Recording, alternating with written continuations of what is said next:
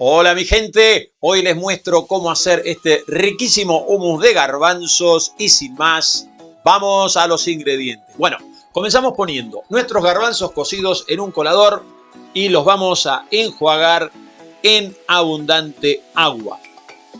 Una vez que los tenemos bien enjuagados, como les muestro aquí en el video, mucha agua. Y ahora sí, los ponemos en nuestra pequeña procesadora y le vamos a agregar tahini o crema de sésamo, que nunca puede faltar para hacer un hummus como corresponde. En este caso yo le puse 2 cucharadas soperas. También le vamos a agregar un chorrito de vinagre, se le puede echar limón, igual queda rico, un diente de ajo y nuestro infaltable aceite de oliva extra virgen. También le vamos a agregar sal, pimentón y pimienta. Entonces cerramos nuestra pequeña procesadora y comenzamos a triturar o procesar.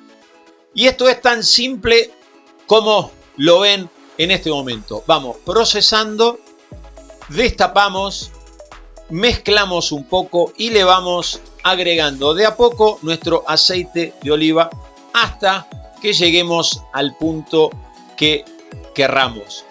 Obviamente si lo vamos a hacer para untar tiene que quedar medianamente sólido, ¿no? Firme, como para que se pueda untar. Entonces, les decía, volvemos a triturar, de a poquito destapamos, agregamos aceite y este es el punto que por lo menos a mí me gusta para untar una tostada, un grisín, un pico, lo que tengan a mano. Entonces, una vez tenemos esto, nuestro recipiente, colocamos nuestro riquísimo hummus dentro y antes de llevarlo a la mesa, lo vamos a emparejar un poquito, le vamos a poner nuestro infaltable aceite de oliva extra virgen y un poquito de pimentón. Yo en este caso le puse picante, pero le pueden poner el dulce también, no pasa nada. Y señoras y señores, miren qué belleza.